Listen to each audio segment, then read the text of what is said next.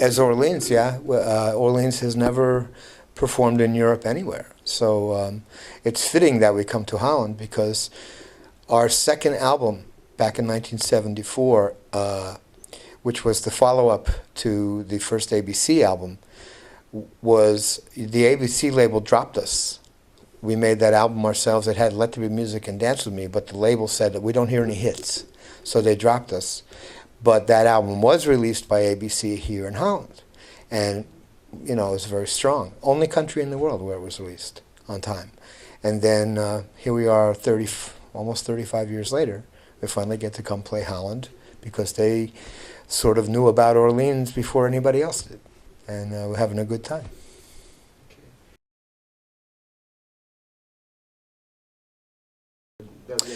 I met the Alessi brothers in the jingle business, the ads music business back in the States, maybe late 1980s.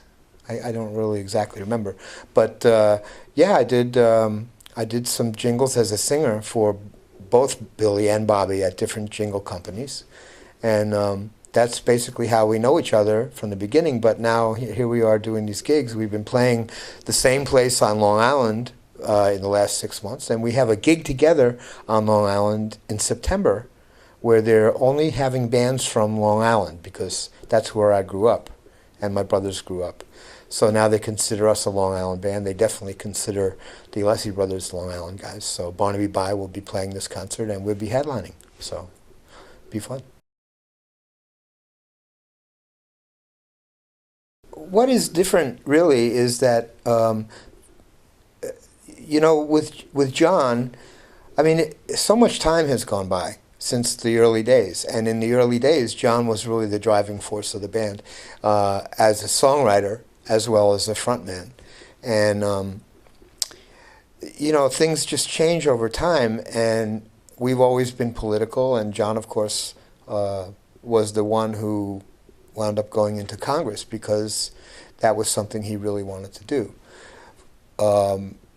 So what's different with Fly now, it's very different because it's a different time. But Fly is a very energetic and prolific songwriter and performer in his own right. I mean, he's been doing this all his life outside of Orleans, although he was in the band back in the early 1980s during the middle of when John Hall left the first time.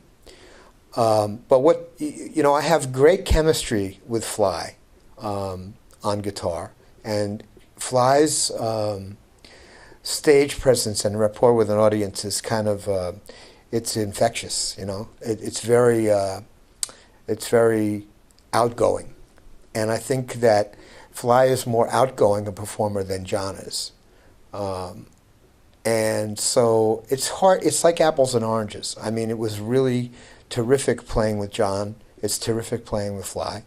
And it's really hard to compare the two, you know.